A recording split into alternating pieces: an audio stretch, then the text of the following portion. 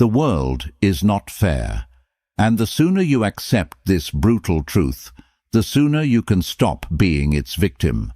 Right now, while you're watching this, someone less intelligent than you is commanding more respect. Someone weaker than you is wielding more influence.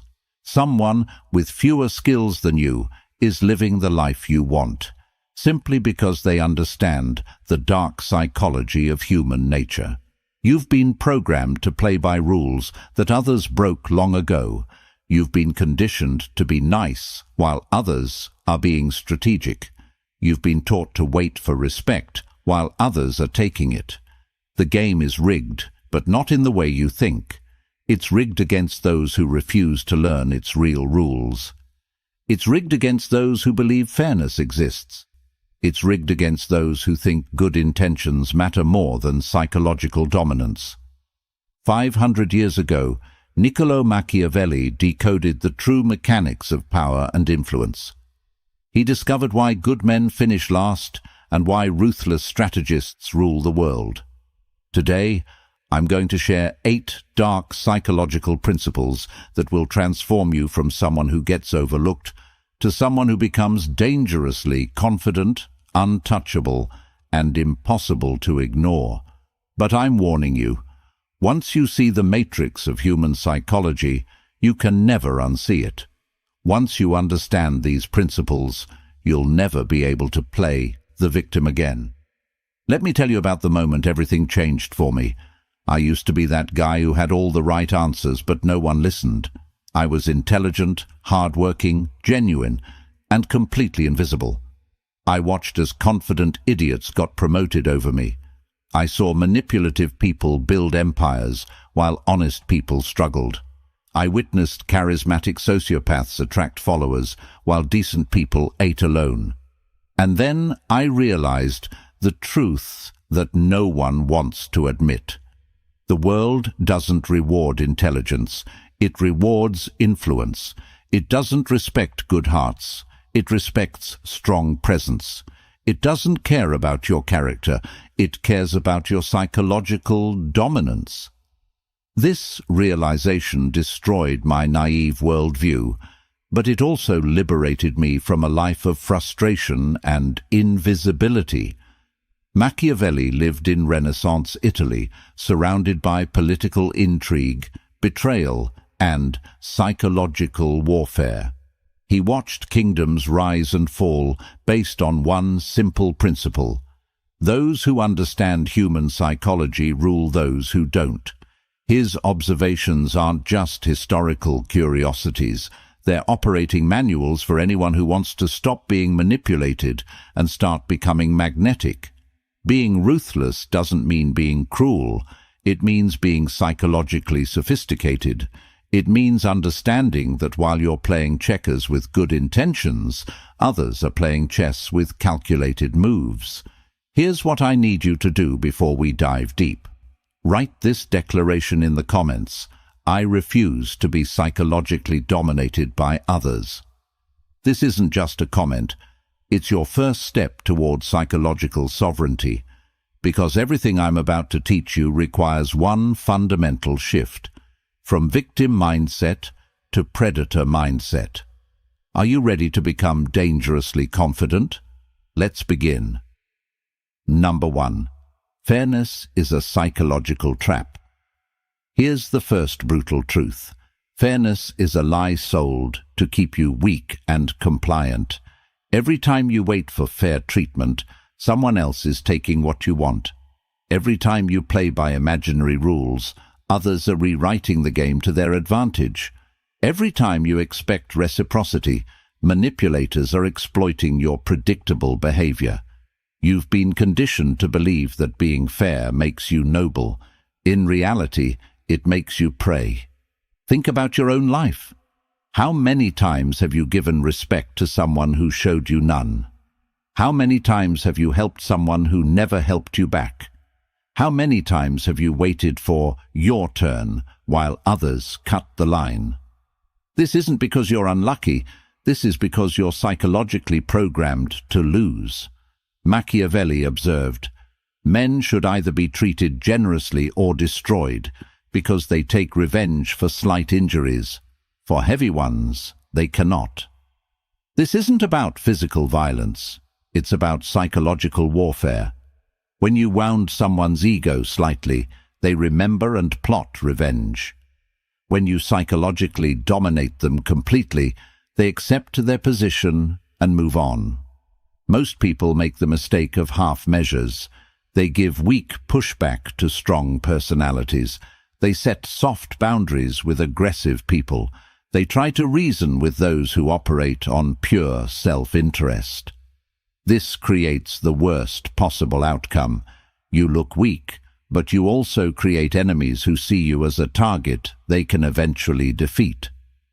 Here's what psychological dominance actually looks like. When someone disrespects you, you don't argue or explain why they're wrong. You simply demonstrate through your actions that disrespecting you comes with immediate and severe social consequences. You don't negotiate with people who don't respect your worth. You don't try to convince people to treat you better. You create situations where treating you well is in their self-interest, and treating you poorly costs them something they value. Stop being fair with people who aren't fair to you. Start being strategic with people who only understand power dynamics. Number 2, ruthlessness is emotional discipline. Most people think ruthless means losing control and lashing out. They're completely wrong. True ruthlessness is the opposite. It's ice-cold emotional discipline. Ruthless people don't get angry. They get strategic. They don't react emotionally. They respond calculatedly. They don't make decisions from hurt feelings. They make decisions from logical assessment of what serves their interests. This is why emotionally reactive people never build real influence. They're predictable. They can be manipulated by anyone who knows which buttons to push. They give their power away every time someone makes them lose their composure. Psychologically dominant people understand that emotions are information, not instructions. They feel the anger, frustration, or disappointment, but they don't let these feelings control their actions. Let me give you an example. Someone publicly embarrasses you or tries to undermine your reputation. The emotionally reactive person gets defensive, argues, tries to explain why they're right. This makes them look weak and validates the attacker's power. The ruthlessly disciplined person does something different. They note the attack, feel the emotion, then ask, what response would be most damaging to this person's social standing while elevating mine? Maybe they ignore the attack completely, demonstrating that the attacker isn't worth their energy. Maybe they respond with cold, factual correction that makes the attacker look foolish. Maybe they use the attack as an opportunity to show their superior composure. The key is that their response is chosen, not triggered. Machiavelli understood this. Injuries should be inflicted all at once, so that their ill savor, being less lasting, may give less offense. When you must respond to psychological attacks, make your response decisive and final. Don't engage in ongoing drama. Don't get pulled into emotional back and forth. Make one calculated move that ends the conflict in your favor. Think about the most psychologically powerful people you know. Do they lose their temper regularly? Do they get into shouting matches? Do they let others control their emotional state? Nah. They maintain emotional sovereignty. They choose their battles. They respond from strategy, not from feelings. This emotional discipline becomes a source of tremendous psychological power. When others know they can't manipulate your emotions, they start treating you with caution and respect. Master your emotional responses. Let others react while you strategically respond. Number 3. Psychological dominance trumps likability. This truth will shatter your people-pleasing programming. being respected is infinitely more valuable than being liked. When people merely like you, they take risks with your feelings because they assume you'll forgive them. When people respect your psychological strength, they think twice before crossing you because they know there will be consequences. Likeable people are safe. They're predictable. They're easy to take advantage of because everyone knows they won't retaliate meaningfully. Psychologically dominant people are dangerous. They're unpredictable. They're treated with caution because everyone knows they can and will defend their interests. Think about your social circles. Who gets the most respect? The nicest person or the person with the strongest presence? Who do people consult before making decisions? The one who agrees with everyone or the one whose approval actually matters? Machiavelli was direct about this. It is much safer to be feared than loved if one has to lack one of the two. This doesn't mean being a tyrant. It means being someone others know they cannot disrespect without facing real consequences. It means having a reputation for being fair, but formidable. Here's how this works in practice. Likeable people say yes to requests they don't want to fulfill because they fear disappointing others. Dominant people say no without guilt because they prioritize their own interests. Likeable people accept disrespect and hope it will stop. Dominant people address disrespect immediately and decisively. Likeable people try to be included in everything. Dominant people are selective about what deserves their presence. Likeable people explain and justify their decisions. Dominant people make decisions and expect others to adapt. The psychological shift from likability to dominance is profound. Instead of asking, "Will they like me if I do this?" you start asking, "Will this action increase or decrease my social power?" Instead of trying to make everyone comfortable, you become comfortable with others' discomfort when it serves your interests. Instead of seeking approval, you become someone whose approval others seek. This isn't about becoming an asshole. It's about becoming someone whose respect must be earned, rather than someone who gives respect freely to those who don't value it. Build psychological dominance through consistent demonstration of your standards and boundaries. Let others compete for your approval instead of competing for theirs. Number 4, decisive action creates psychological superiority. Here's where most people destroy their influence.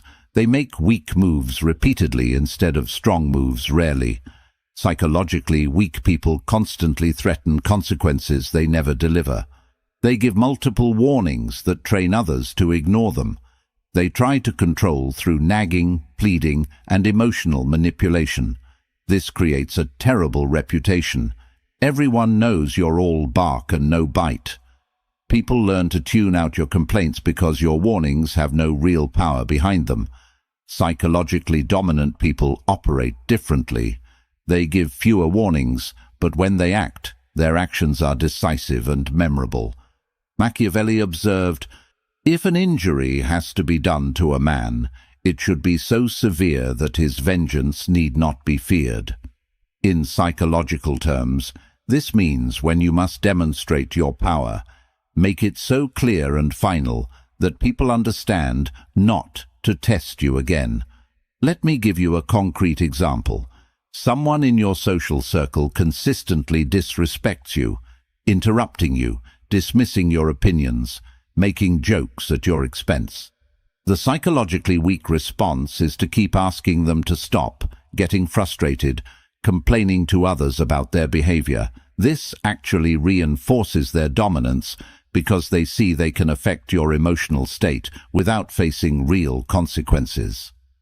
The psychologically dominant response is different. You document the pattern, then you act once and decisively.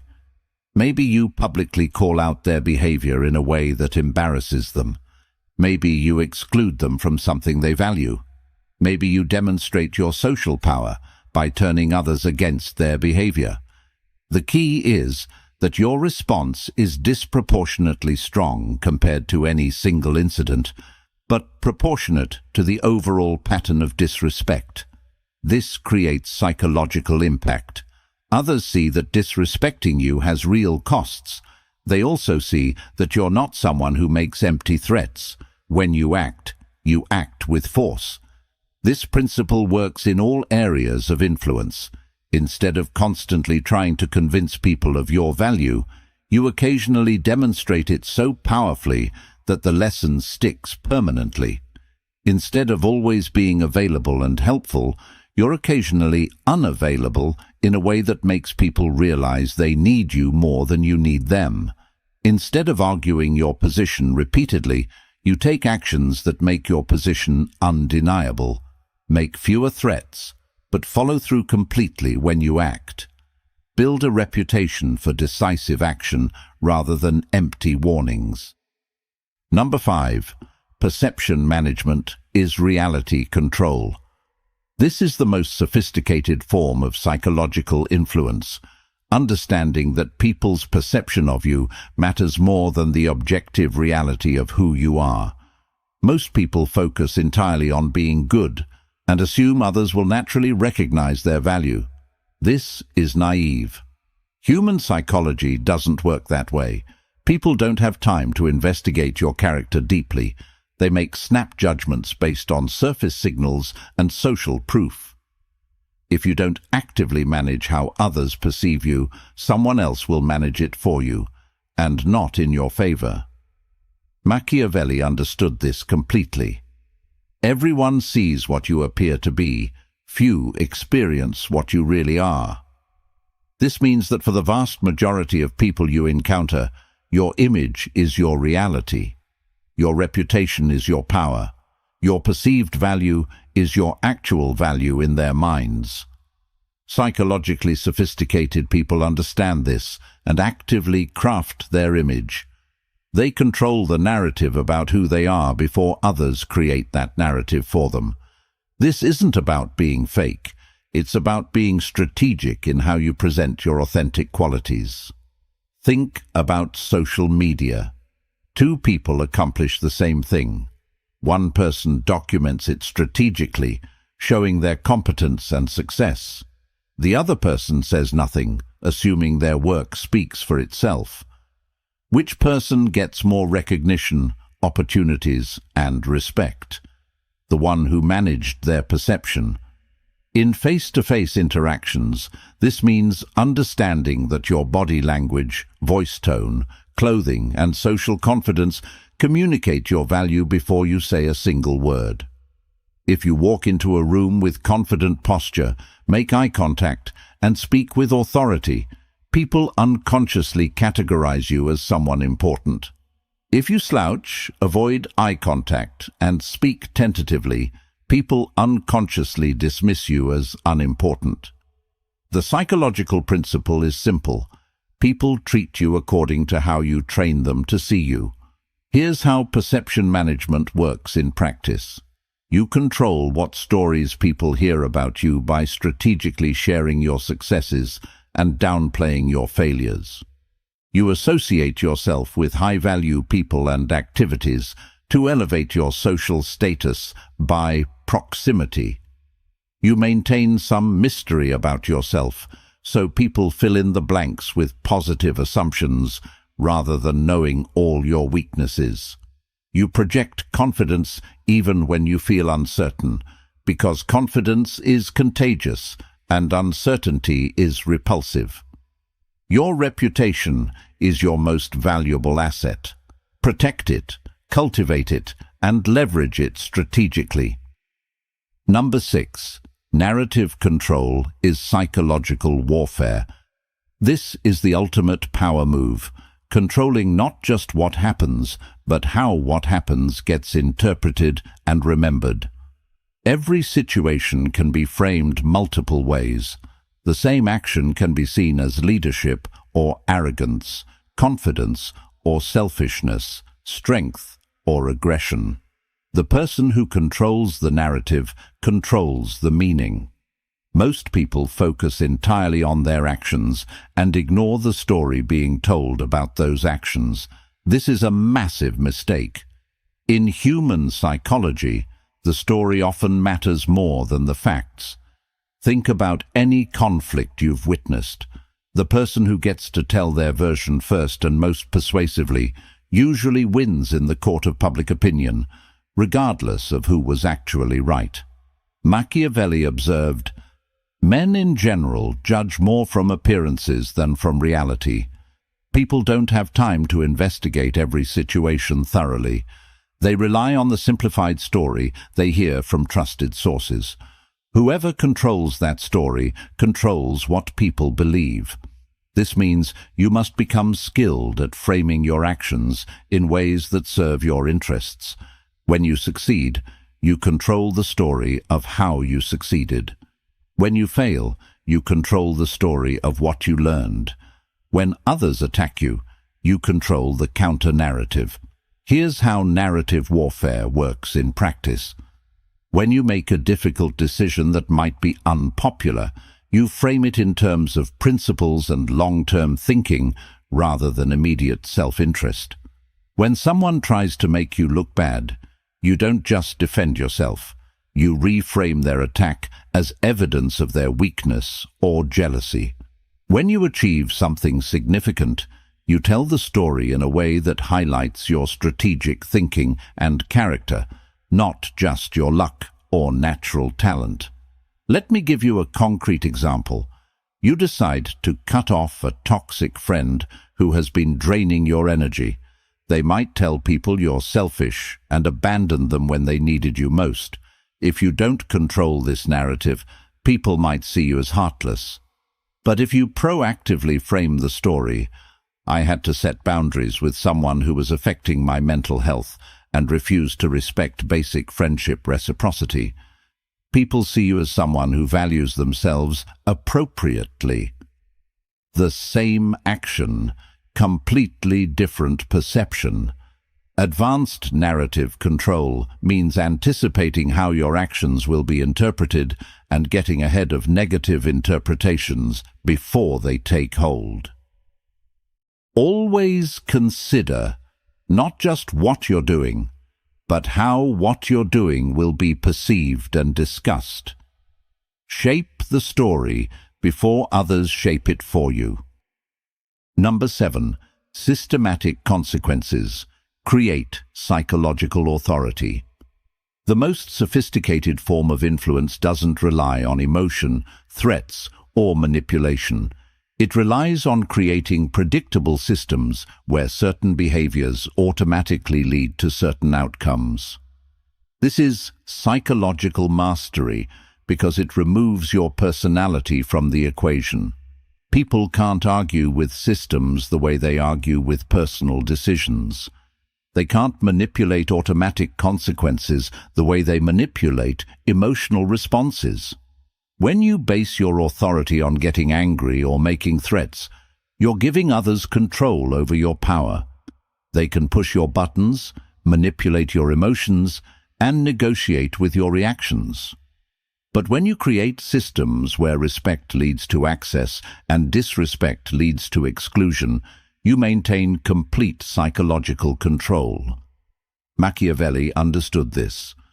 A wise ruler should rely on what is in his own control, not on what is in the control of others.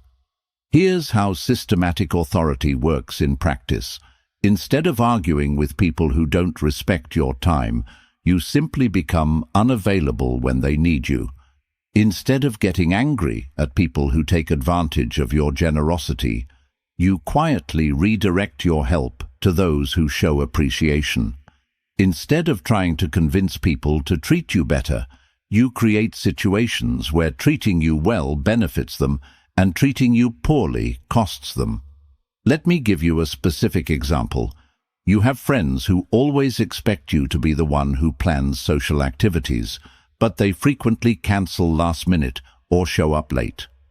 The emotionally reactive approach is to get frustrated, complain about their behavior, or give them guilt trips about being unreliable. The systematically authoritative approach is different. I plan activities for people who confirm attendance and show up on time. If someone develops a pattern of cancelling or tardiness, I stop including them in planning. You don't announce this as a threat or punishment. You simply implement it as a natural system. People who value your effort get more of it. People who waste your effort get less of it. This creates psychological authority because people start modifying their behavior to maintain access to what you provide. They can't argue with the system because it's based on logical consequences rather than emotional reactions. The most powerful part of this approach is that it's self-maintaining. You don't have to constantly enforce rules or remind people of boundaries. The natural consequences do the work for you. Create systems where people's behavior toward you automatically determines their access to your value. Let natural consequences teach people how to treat you. Number 8. Silent dominance is ultimate power. Here's the final and most crucial lesson. True psychological dominance operates in silence. People who constantly talk about how tough, smart, or ruthless they are usually aren't. They're advertising what they wish they possessed, rather than demonstrating what they actually control. Real power doesn't need to announce itself. Real influence works behind the scenes. Real psychological dominance is felt rather than declared. The most dangerous people in any room are often the quietest ones. They're observing while others are performing. They're calculating while others are reacting. They're positioning while others are posturing. Think about the most psychologically powerful people you've encountered. Do they constantly remind you of their power? Do they brag about their influence? Do they threaten people who cross them? Nah. Their power is assumed, not announced. Their influence is demonstrated through results, not through declarations. Their dominance is felt through presence, not through words. Machiavelli captured this perfectly. The lion cannot protect himself from traps, and the fox cannot defend himself from wolves. One must therefore be a fox to recognize traps, and a lion to frighten wolves. This means you must be strategically intelligent when situations require cunning, and psychologically forceful when situations require strength. But the key is transitioning seamlessly between these modes without telegraphing your strategy. In practical terms, this means your competitors don't see your moves until it's too late to counter them. Your allies don't know how you're positioning them until they benefit from your positioning. Your enemies don't realize you're undermining them until their influence has already crumbled. Silent dominance looks like this. You work on building influence without announcing your ambitions. You position yourself strategically without making your strategy obvious. You gather information about others while revealing minimal information about yourself. You build alliances that serve your interests without making the alliance obvious to your competitors. You undermine those who work against you without them realizing the source of their declining influence. This isn't about being sneaky or dishonest. This is about understanding that strategic discretion is more powerful than tactical transparency. When you operate with silent dominance, people start experiencing your power without understanding how you acquired it. This makes your influence seem natural and inevitable rather than calculated and aggressive. Build your psychological empire quietly. Let others make noise while you make strategic moves. Demonstrate power through results, not through announcements. Here's the final truth that will determine whether you remain psychologically dominated or become dangerously confident.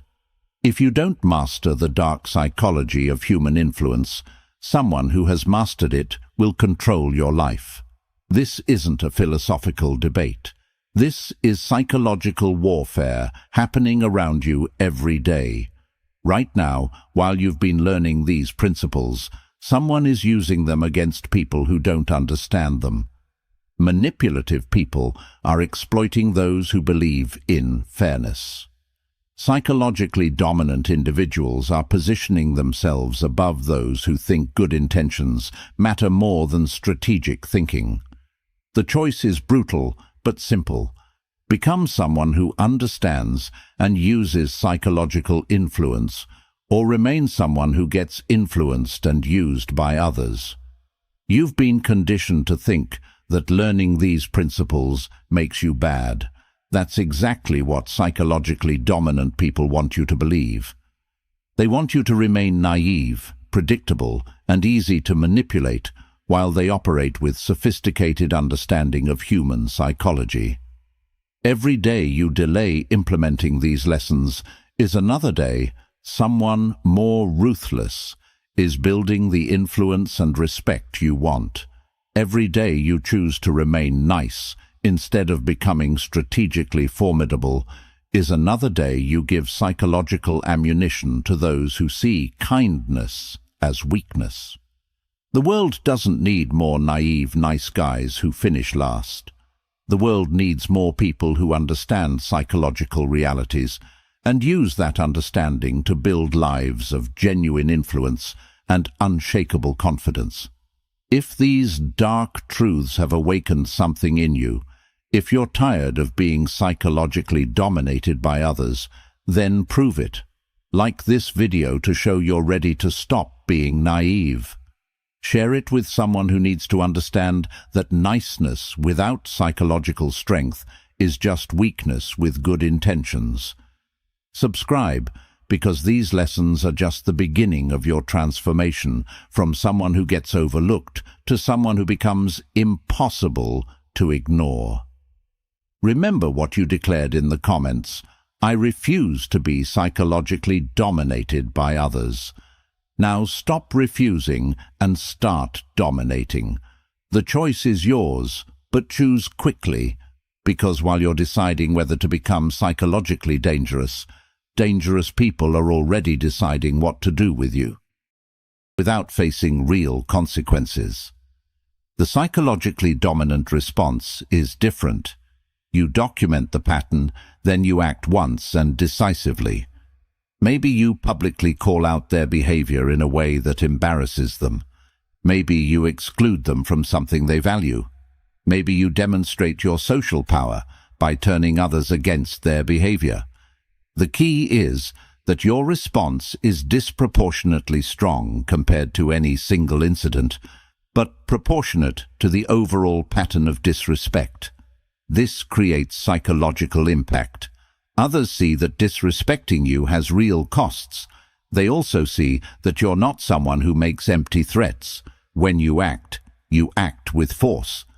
This principle works in all areas of influence. Instead of constantly trying to convince people of your value, you occasionally demonstrate it so powerfully that the lesson sticks permanently. Instead of always being available and helpful, you're occasionally unavailable in a way that makes people realize they need you more than you need them. Instead of arguing your position repeatedly, you take actions that make your position undeniable. Make fewer threats, but follow through completely when you act. Build a reputation for decisive action rather than empty warnings. Number 5. Perception management is reality control. This is the most sophisticated form of psychological influence, understanding that people's perception of you matters more than the objective reality of who you are. Most people focus entirely on being good and assume others will naturally recognize their value. This is naive. Human psychology doesn't work that way. People don't have time to investigate your character deeply. They make snap judgments based on surface signals and social proof. If you don't actively manage how others perceive you, someone else will manage it for you, and not in your favor. Machiavelli understood this completely. Everyone sees what you appear to be. Few experience what you really are. This means that for the vast majority of people you encounter, your image is your reality. Your reputation is your power. Your perceived value is your actual value in their minds. Psychologically sophisticated people understand this and actively craft their image. They control the narrative about who they are before others create that narrative for them. This isn't about being fake. It's about being strategic in how you present your authentic qualities. Think about social media. Two people accomplish the same thing. One person documents it strategically, showing their competence and success. The other person says nothing, assuming their work speaks for itself. Which person gets more recognition, opportunities, and respect? The one who managed their perception. In face-to-face interactions, this means understanding that your body language, voice tone, clothing, and social confidence communicate your value before you say a single word. If you walk into a room with confident posture, make eye contact, and speak with authority, people unconsciously categorize you as someone important. If you slouch, avoid eye contact, and speak tentatively, people unconsciously dismiss you as unimportant. The psychological principle is simple. People treat you according to how you train them to see you. Here's how perception management works in practice. You control what stories people hear about you by strategically sharing your successes and downplaying your failures. You associate yourself with high-value people and activities to elevate your social status by proximity. You maintain some mystery about yourself, so people fill in the blanks with positive assumptions rather than knowing all your weaknesses. You project confidence even when you feel uncertain, because confidence is contagious and uncertainty is repulsive. Your reputation is your most valuable asset. Protect it, cultivate it, and leverage it strategically. Number 6. Narrative control is psychological warfare. This is the ultimate power move, controlling not just what happens, but how what happens gets interpreted and remembered. Every situation can be framed multiple ways. The same action can be seen as leadership or arrogance, confidence or selfishness, strength or aggression. The person who controls the narrative controls the meaning. Most people focus entirely on their actions and ignore the story being told about those actions. This is a massive mistake.